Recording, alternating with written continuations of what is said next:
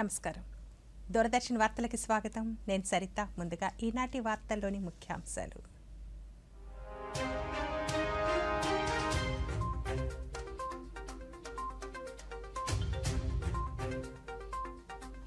వికసిత భారత నిర్మాణంలో తమిళనాడు పాత్ర కీలకమన్న ప్రధానమంత్రి. మరోసారి మోదీ సర్కార్ పేరుతో చెన్నైలో నిర్వహించిన బహిరంగ సభలో ప్రసంగించిన నరేంద్ర మోదీ. అవినీతి లంచాల కేసులో చట్టసభ్యులకు మినహాయింపు లేదని తీర్పునిచ్చిన సర్వోన్నత న్యాయస్థానం. సుప్రీంకోర్టు తీర్పును స్వాగతించిన ప్రధానమంత్రి నరేంద్ర మోదీ. తెలంగాణ అభివృద్ధికి కట్టుబడి ఉన్నామన్న ప్రధానమంత్రి. ఆదిలాబాద్ జిల్లాలో 56,000 కోట్ల రూపాయల విలువైన పలు అభివృద్ధి పనులకు శంకుస్థాపనలు, ప్రారంభోత్సవాలు చేసిన నరేంద్ర మోదీ. రేపు విశాఖపట్నంలో పర్యటించనున్న ముఖ్యమంత్రి. విజన్ విశాఖ సదస్సును ప్రారంభించి పారిశ్రామికవేత్తలతో భేటీ కానున్న వైఎస్ జగన్మోహన్ రెడ్డి. 10వ తరగతి పబ్లిక్ పరీక్షల హాల్ టికెట్లను విడుదల చేసిన పాఠశాల విద్యాశాఖ. విద్యార్థులు తమ హాల్ టికెట్లను ఆన్లైన్లో డౌన్లోడ్ చేసుకోవచ్చన్న అధికారులు. ఇక వార్తలోని వివరాలు. వికసిత భారత్ నిర్మాణంలో తమిళనాడు పాత్ర, అందులోనూ చెన్నై పాత్ర ఎంతో కీలకంగా ఉంటుందని ప్రధానమంత్రి నరేంద్ర మోదీ అన్నారు. మరోసారి మోదీ సర్కార్ పేరుతో చెన్నైలో నిర్వహించిన బహిరంగ సభలో ప్రధాని ప్రసంగిస్తూ చెన్నై ప్రజలు ఎంతో ప్రతిభావంతులన్నారు. ప్రపంచంలోనే భారత్ 3వ అతిపెద్ద ఆర్థిక వ్యవస్థగా రూపొందుతుందని తెలిపారు. నగర ప్రజలకు మరిన్ని సౌకర్యాలు అందుబాటులోనికి తీసుకువచ్చేందుకు అమలు చేస్తున్న అభివృద్ధి ప్రాజెక్టులకు తమ ప్రభుత్వం పెద్ద ఎత్తున నిధులు విడుదల చేస్తోందన్నారు. పీఎం ఆవాస్ యోజన ద్వారా అర్హులందరికీ గృహాలు మంజూరు చేస్తున్నామని తెలిపారు. ఉజ్వల యోజన, ఆయుష్మాన్ భారత్, పీఎం కిసాన్ సమ్మాన్ నిధి తదితర పథకాల ద్వారా ప్రతి ఒక్కరికి సంక్షేమ పథకాలను అందిస్తున్నట్లు ప్రధాని వివరించారు. The people of Chennai will play a very, very important role. विकसित भारत के साथ साथ विकसित तमिलनाडु का संकल्प लिया हुआ है. हमें जल्द ही भारत को दुनिया की टॉप 3 इकोनॉमी बनाना है. इसमें तमिलनाडु की, चेन्नई की भी बड़ी भूमिका है. भारत सरकार चेन्नई जैसे शहरों को विकसित करने के लिए निरंतर काम कर रही है. हमारी सरकार द्वारा चेन्नई में हजारों करोड़ रुपए के अर्बन इंफ्रास्ट्रक्चर प्रोजेक्ट पर काम किया जा रहा है. स्मार्ट सिटी मिशन हो, पीने के पानी और सीवेज मैनेजमेंट के लिए अमृत स्कीम हो, चेन्नई मेट्रो. తమిళనాడు రాష్ట్ర పర్యటనలో భాగంగా ప్రధానమంత్రి నరేంద్ర మోదీ ఈరోజు కల్పకంలోని అణు విద్యుత్ కేంద్రాన్ని సందర్శించారు. ఈ సందర్భంగా 500 మెగావాట్ల ఫాస్ట్ బ్రీడర్ రియాక్టర్ను ప్రధాని ప్రారంభించారు.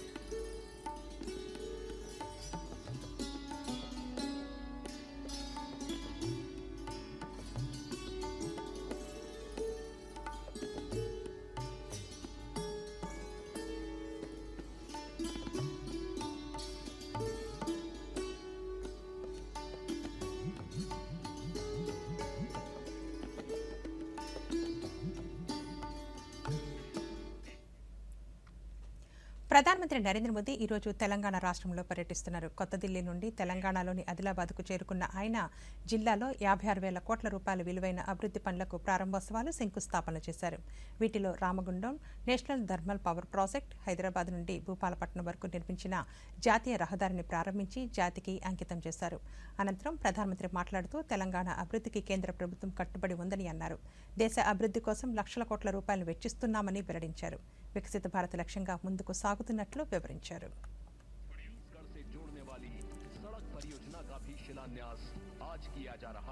केंद्र की हमारी सरकार को और तेलंगाना राज्य के निर्माण को करीब करीब 10 साल हो रहे हैं। जिस विकास का सपना तेलंगाना के लोगों ने देखा था, उसे पूरा करने में केंद्र सरकार हर तरह से सहयोग कर रही है। आज भी तेलंगाना में 800 मेगावाट 800 मेगावाट बिजली उत्पादन की क्षमता वाली एनटीपीसी की दूसरी यूनिट का लोकार्पण हुआ है। इससे तेलंगाना की बिजली उत्पादन क्षमता और ज्यादा बढ़ेगी, राज्य की जरूरतें पूरी होगी। अंबारी, आदिलाबाद, पिंपलकुट्टी इस रेल लाइन के इलेक्ट्रिफिकेशन का काम भी पूरा हो गया है। आज आदिलाबाद, बेला और मुलुगु में 2 नए नेशनल हाईवे का भी शिलान्यास हुआ है। रेल और रोड की इन आधुनिक सुविधाओं से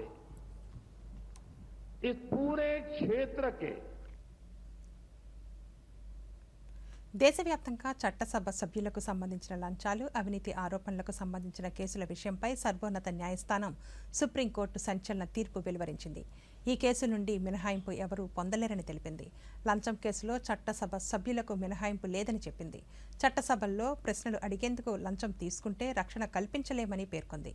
7 సభ్యుల రాజ్యాంగ ధర్మాసనం ఈ మేరకు ఏకగ్రీవంగా తీర్పునిచ్చింది. అదే సమయంలో 1998లో 5 సభ్యుల ధర్మాసనం ఇచ్చిన తీర్పును తాజాగా 7 సభ్యుల ధర్మాసనం కొట్టివేసింది.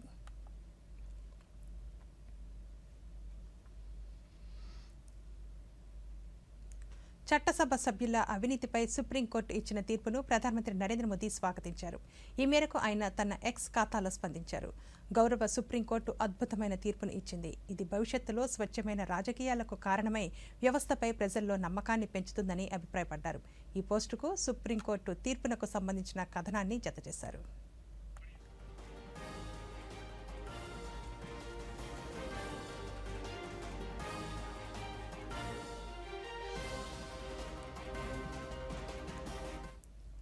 జాతీయ ప్రయోజనాలతో పాటు దేశ స్వావలంబనకు ప్రభుత్వం అధిక ప్రాధాన్యతనిస్తోందని రక్షణ మంత్రి రాజ్నాథ్ సింగ్ అన్నారు. కొత్త ఢిల్లీలో డిపార్ట్మెంట్ ఆఫ్ డిఫెన్స్ ప్రొడక్షన్ ఆధ్వర్యంలో innovations for defence excellence def connect 2024ను రాజ్నాథ్ సింగ్ ప్రారంభించారు. ఈ సందర్భంగా ఆయన మాట్లాడుతూ భారత్ అభివృద్ధి చెందిన దేశంగా మారాలంటే సాంకేతికతను కూడా అందిపుచ్చుకోవాలన్నారు. రక్షణ ఉత్పత్తి రంగాన్ని స్వావలంబనగా మార్చేందుకు నరేంద్ర మోదీ ప్రభుత్వం అడుగులు వేస్తోందన్నారు. దేశీయ రక్షణ ఉత్పత్తుల విలువ 2014లో 44,000 కోట్ల రూపాయలు ఉండగా ప్రస్తుతం 1,00,000 కోట్ల రూపాయలకు చేరుకుందన్నారు. 100 कदम आगे बढ़कर उनकी मदद करेगी और यह सिर्फ कहने की बात नहीं है, हमने अपने कार्यों से इसे सिद्ध भी किया है। हम आइडेक्स से बढ़कर आइडेक्स प्राइम लेकर आए और 1.5 करोड़ रुपए की मदद को बढ़ाकर 10 करोड़ रुपए तक किया है और इस पार्टनरशिप की सफलता को वाइडली रिकॉग्नाइज भी किया गया है। यह हमारे नौजवानों की मेहनत का ही परिणाम है कि आइडेक्स को प्राइम मिनिस्टर्स इनोवेशन अवार्ड से सम्मानित किया गया है। రాష్ట్రంలో జరుగుతున్న టెట్, టీఆర్టీ పరీక్షలకు సంబంధించి షెడ్యూల్ను మార్చాలని ప్రభుత్వాన్ని ఆంధ్రప్రదేశ్ హైకోర్టు ఆదేశించింది. పరీక్షల మధ్య 4 వారాల సమయం ఉండాలని, రాత పరీక్ష తరువాత కీపై అభ్యంతరాల స్వీకరణకు సమయం ఇవ్వాలని సూచించింది. 2018లో జరిగిన టెట్ టీఆర్టీ మధ్య జరిగిన సమయం ఇచ్చారని ఇప్పుడు మాత్రం హడావుడి నిర్వహిస్తున్నట్లుగా ఉందని కోర్టు తీర్పులో అభిప్రాయపడింది. టెట్ తర్వాత టీఆర్టీకి రెడీ కావడానికి తగినంత సమయం లేదంటూ కొందరు అభ్యర్థులు హైకోర్టులో పిటిషన్ రాశారు. పిటిషన్ను విచారించిన హైకోర్టు షెడ్యూల్ మార్చాలని ఆదేశాలను జారీ చేసింది.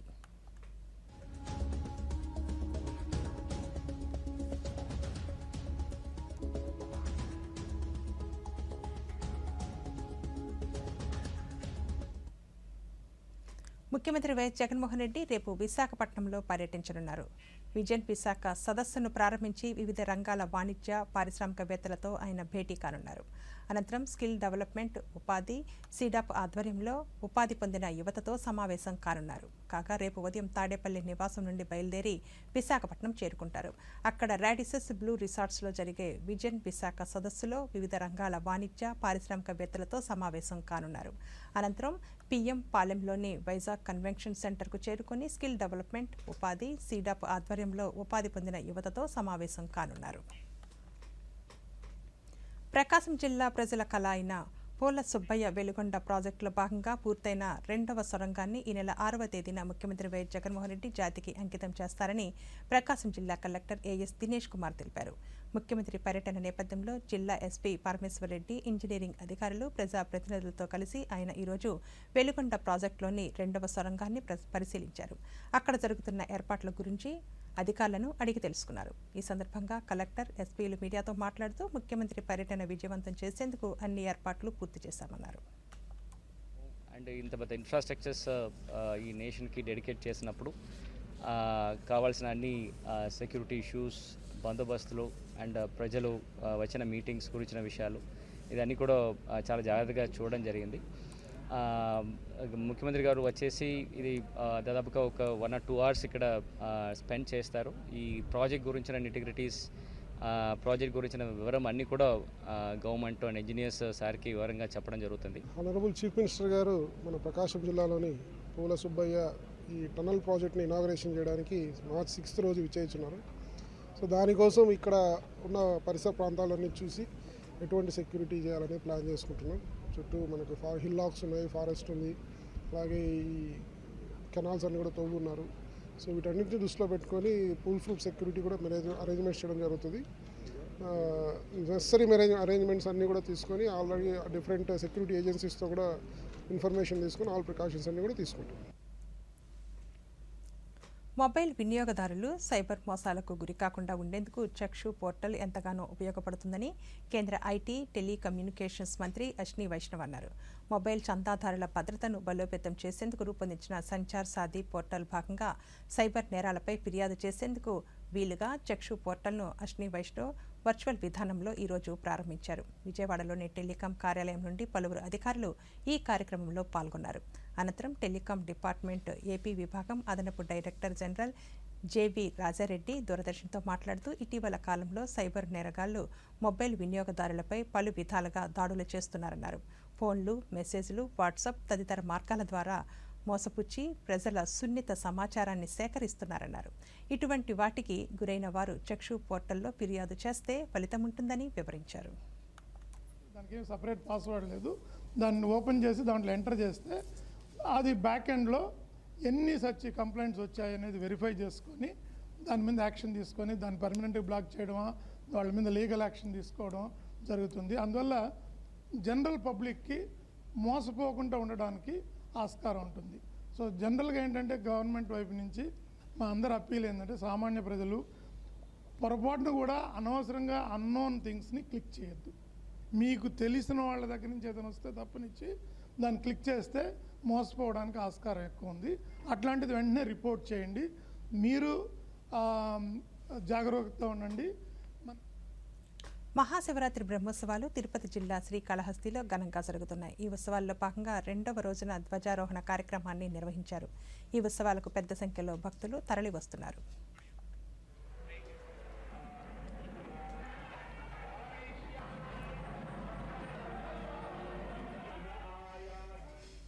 మహాశివరాత్రి పండుగను పురస్కరించుకొని శ్రీకాళహస్తి క్షేత్రం దక్షిణ కైలాసంగా పేరొందిన క్షేత్రంలో ఈరోజు బ్రహ్మోత్సవాల్లో భాగంగా 2వ రోజు ఈరోజు సోమవారం రోజు స్వామివారి యొక్క ధ్వజారోహణ జరుగుతుంది. ఈ ధ్వజానికి అద్భుతంగా పూజ చేసి అలాగే హోమం చేసి ధ్వజ తాండవం చేసి బ్రహ్మాది దేవతలను అందరినీ కూడా ఆరాధన చేసి అందరినీ బ్రహ్మోత్సవాల్లో పాల్గొనేటట్టుగా ఆతిథ్యాన్ని స్వీకరించమని ప్రార్థిస్తూ అలాగే ఈ యొక్క ధ్వజానికి భక్తులచే సమర్పించబడినటువంటి చీరలు అన్నీ కూడా ధ్వజారోహణలో సమర్పించడం జరుగుతుంది. చాలా అద్భుతమైనటువంటి కార్యక్రమం ఇది. అలాగే నవాన్నికమైనటువంటి బ్రహ్మోత్సవాలు అంగరంగ వైభవంగా జరుగుతూ ఉన్నాయి. కాబట్టి ఇప్పుడు ఒక చిన్న విరామం. ఎంతకాలం అని ఇలా లైన్లో గడిపేస్తారు? డిజిటల్ పేమెంట్ వాడండి, చిటికలో పరిష్కారం పొందండి. ఎంతకాలమని పాత పద్ధతుల్ని పాటిస్తారు? డిజిటల్ పేమెంట్ చాలా తేలిక. చూడండి, చిటికలో పేమెంట్ చెల్లించండి. వాలెట్ కోసం వెతుకుతున్నారా? డిజిటల్ పేమెంట్ వాడండి, ఎప్పుడైనా ఎక్కడైనా, మరియు సురక్షితం కూడా. నేనైతే వీరికి డిజిటల్ పేమెంట్ చేయడం నేర్పించాను. మరి మీరు? ఆర్బీఐ చెప్తుంది ఈ డిజిటల్ పేమెంట్ వాడండి, ఇతరులకు నేర్పించండి. తిరిగి వార్తలకు స్వాగతం. కడప నగరంలోని ప్రతి సర్కిల్ను కోట్ల రూపాయలు ఖర్చు పెట్టి సుందరీకరిస్తున్నామని ఉప ముఖ్యమంత్రి అమ్జద్ బాషా అన్నారు. కొత్తగా నిర్మించిన మాసాపేట సర్కిల్ను ఆయన ప్రారంభించారు. ఈ సందర్భంగా అమ్జద్ బాషా మాట్లాడుతూ మాసాపేట అంటే గతంలో మారుమూల ప్రాంతంగా ఉండేదన్నారు. ప్రస్తుతం ₹1 కోటి ఖర్చుతో సర్కిల్ నిర్మించి 80 అడుగుల రోడ్డు వేయడంతో నగరంలో భాగమైందన్నారు.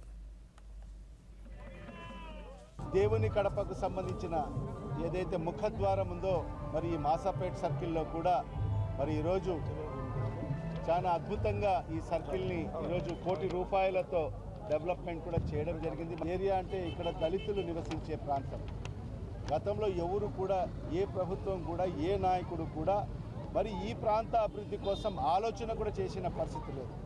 ఎందుకంటే దళితులు నివసించే ప్రాంతము ఒక్క సందర్భంలో అది ఊరికి మారుమూల ప్రాంతంలో ఉన్న Masapeta.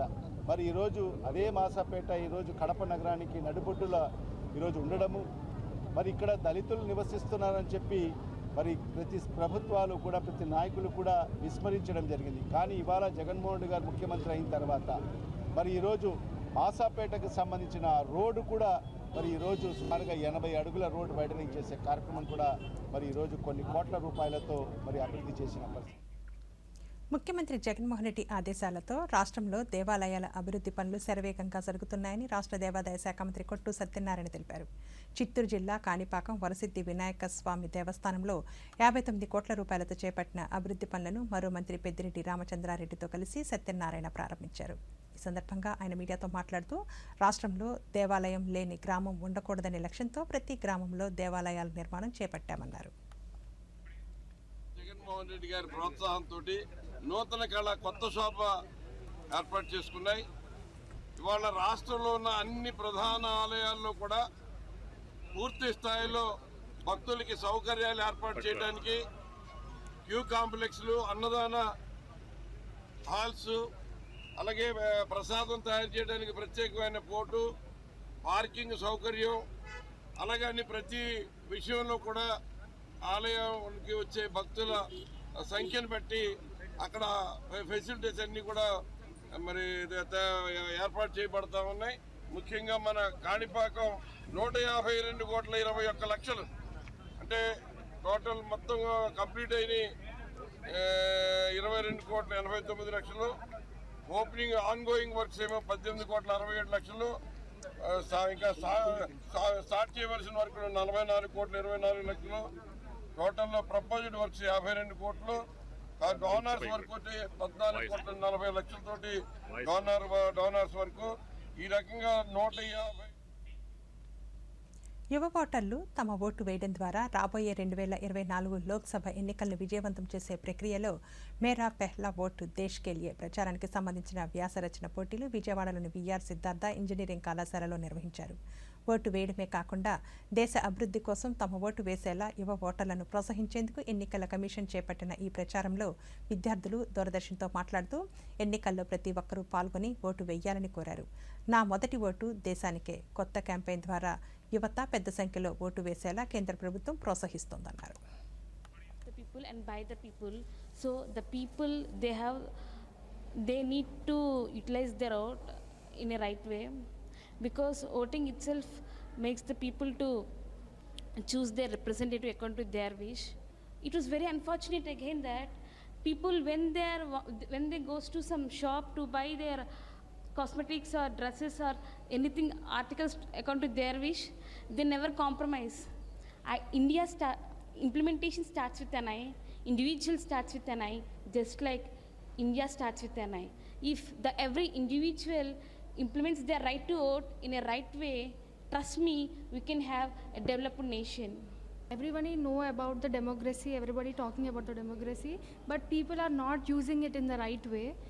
The people who are above 18 years must cast their vote in the society to change or implement the different ideologies which they think to implement it in society, that they can only do by casting a vote which represents a representative which they can choose by their ideology.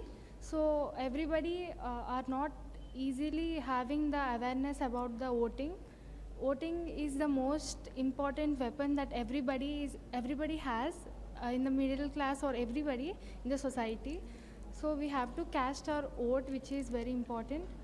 Election Commission has started before the years, and we have to elect the people. We the people are the major reasons for the development of the country.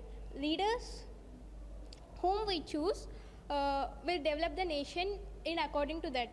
As the citizens of the nation, we should be very aware of electing our leaders, that their presence should develop our nation. And then as this is my first vote, I am so excited to vote the leader. A single vote can definitely make a major change in elections. So I wish that everyone should know the importance of voting and elect the respective leaders.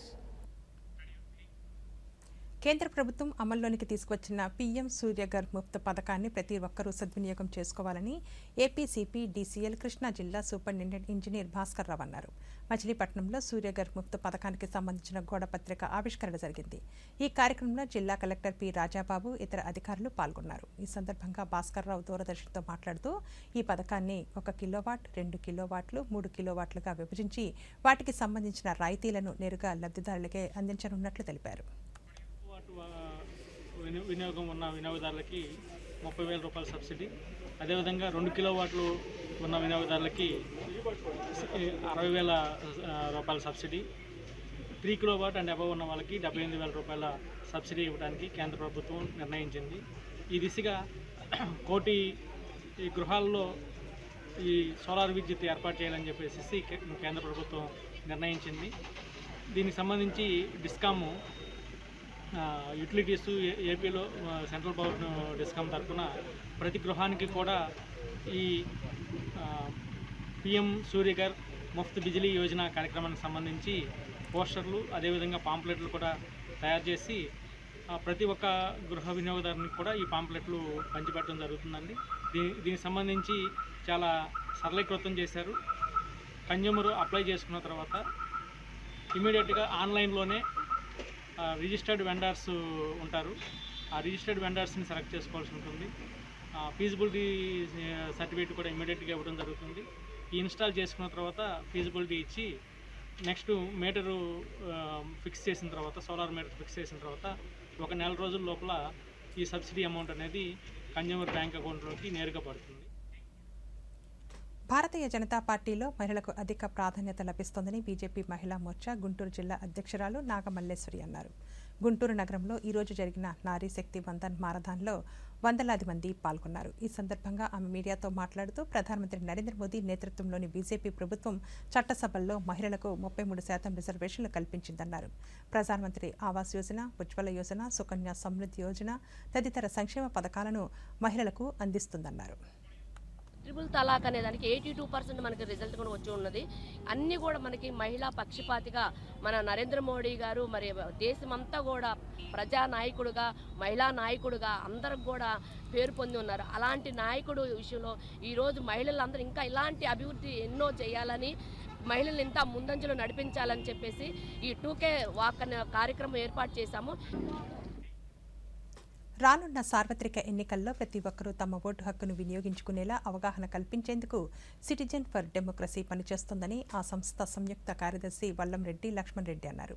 Citizens for democracy ఆధ్వర్యంలో ఒంగోలులో జరిగిన voter కళాజాత కార్యక్రమంలో పలువురు వక్తలు పాల్గొని vote హక్కు ప్రాధాన్యతను వివరించారు. అనంతరం కళాకారులు తమ ప్రదర్శనలతో ఓటు విలువను అందరికీ తెలియపరిచారు. ఈ సందర్భంగా యువత దూరదర్శన్తో మాట్లాడుతూ తొలిసారిగా తమకు లభించిన ఓటు ఎంత విలువైనదో ఈ కళాజాత ద్వారా తెలుసుకోగలిగామన్నారు. ఆట మాట పాటలతో రంగం సాంస్కృతిక వేదిక ఈ కార్యక్రమాన్ని నిర్వహిస్తూ ఉంది. 12 మంది కళాకారుల బృందం మంచి మంచి నాటికలు, గేయాలు, జానపదాలు, గజల్స్, నృత్య నాటికలతో కార్యక్రమాన్ని నిర్వహిస్తూ ఉన్నాం. దీని ప్రధాన ఉద్దేశం ఓటింగ్ శాతం పెంచాలని, ముఖ్యంగా పట్టణ ఓటింగ్ శాతం గణనీయంగా పెంచాలని చెప్పి కోరుకుంటున్నాం. కులము, మతము, డబ్బులు, మద్యము ఇలాంటి ప్రలోభాలకు లోను కాకుండా ప్రతి ఓటరు ఓటేయాలని కోరుతున్నాం. ఓటు అనేది ప్రతి ఒక్కరు వినియోగించుకోవాల్సింది. ఈ ఓటు అనేది ఏంటంటే మనం ఎవరినైతే ఎన్నుకోవాలో ప్రాముఖ్యంగా దాని మీద ఆధారపడి ఉంటుంది. అంతేకాక ప్రతి ఒక్క యూత్ ఓటు అనేది మన హక్కు. రాష్ట్రంలో 10వ తరగతి పబ్లిక్ పరీక్షలు మార్చి 18వ తారీఖు నుండి ప్రారంభం కానున్నాయి. ఈ నేపథ్యంలో 10వ తరగతి పరీక్షల హాల్ టికెట్లను పాఠశాల విద్యాశాఖ ఈరోజు విడుదల చేసింది. ఈ హాల్ టికెట్లను పాఠశాల విద్యాశాఖ అధికారిక వెబ్సైట్ నుండి విద్యార్థులు నేరుగా డౌన్లోడ్ చేసుకోవచ్చు. డౌన్లోడ్ చేసుకునేందుకు విద్యార్థి పేరు, జిల్లా, పాఠశాల పేరు, పుట్టిన తేదీ వివరాలను ఎంటర్ చేయాల్సి ఉంటుందని అధికారులు తెలిపారు. మార్చి 18వ తేదీ నుండి 30వ తేదీ వరకు 10th పరీక్షలు జరగనున్నాయి. ఉదయం 9:30 నుండి మధ్యాహ్నం 12:45 వరకు ఈ పరీక్షలను నిర్వహించనున్నారు. శ్రీకాకుళం జిల్లా మందాసలో శ్రీ వాసుదేవుని కళ్యాణ మహోత్సవాన్ని కన్నుల పండుగగా నిర్వహించారు. వాసుదేవుని కళ్యాణానికి భక్తులు పోటెత్తారు. ఆలయ ప్రాంగణంలో ఆధ్యాత్మిక శోభ సంతరించుకుంది. త్రిదండి దేవనాథ రామానుజాజీయర్ స్వామి ఆధ్వర్యంలో జరిగిన ఈ వేడుకల్లో రాష్ట్ర మత్స్యశాఖ మంత్రి సిదిరి అప్పలరాజు దంపతులు పాల్గొన్నారు.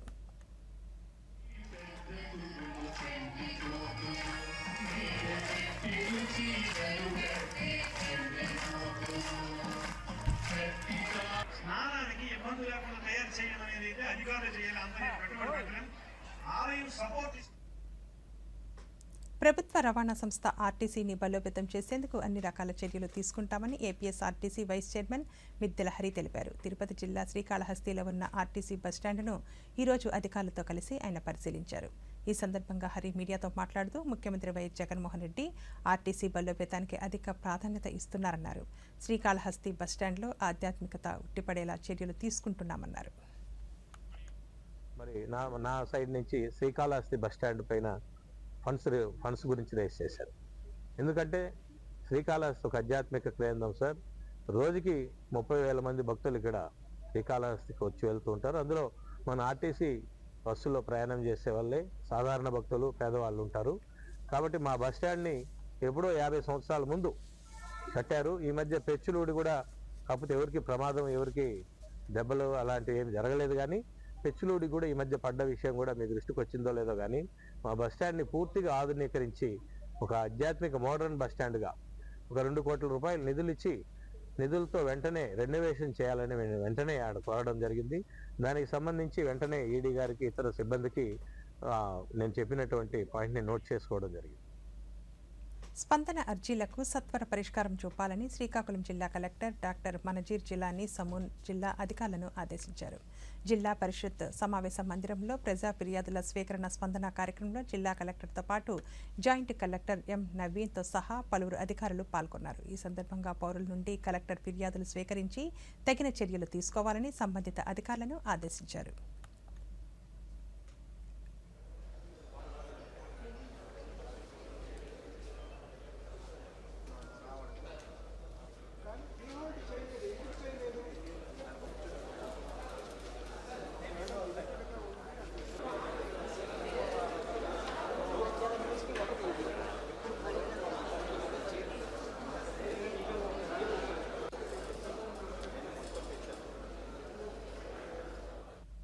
ఈ వార్తలు ఇంతటితో సమాప్తం. నమస్కారం.